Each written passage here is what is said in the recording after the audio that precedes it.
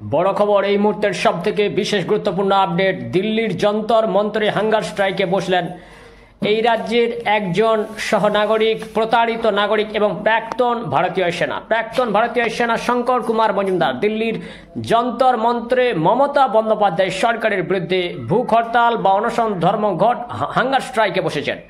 আমরা অবশ্যই শীঘ্রই আসবো, সেই সরাসরি যন্তর মন্তর থেকে লাইভে দেখানোর চেষ্টা করব যে প্রাক্তন সেনা শঙ্কর কুমার মজুমদার তার ঠিক কী কী অভিযোগ রয়েছে রাজ্য সরকারের বিরুদ্ধে, মমতা বন্দ্যোপাধ্যায়ের সরকারের পুলিশের বিরুদ্ধে, প্রশাসনের বিরুদ্ধে এবং তৃণমূলী নেতা কর্মীদের বিরুদ্ধে তার যে সমস্ত অভিযোগ রয়েছে। কার্যত তার নিজস্ব একটি সম্পত্তি, তার ক্রয় করা একটি সম্পত্তি এবং তার কাছে অরিজিনাল ডিড থাকা সত্ত্বেও কীভাবে বিএলও দপ্তর থেকে নকল ডিড বা আরেকটি ডিড বানিয়ে তৃণমূলের কোনো পঞ্চায়েত সদস্য ফাগুন ঠাকুর নামে ওই পঞ্চায়েতের মেম্বার বা সদস্য তিনি জবরদখল করে ডিস্ট্রয় করে দিয়েছেন। তার সেই বাড়ি, যে বাড়িটি ছিল এবং জায়গা সমেত বাড়ি কার্যত দখল করে নিয়ে এবং কার্যত আদালতে কেস চলছে, মামলা থাকা সত্ত্বেও, ইনজাংশন জারি থাকার সত্ত্বেও কীভাবে সেই বাড়িটাকে একদম ভাঙচুর করে তছনছ করে দিয়ে সেখানে একদম জবরদখল করে নেওয়া, এই নিয়েই কিন্তু তিনি ভূখ হরতালে বসেছিলেন গত 2022 সালের 10ই আগস্ট। ঠিক 2 বছর কেটে যাওয়ার পর আবারও তিনি দিল্লির যন্তর মন্তরে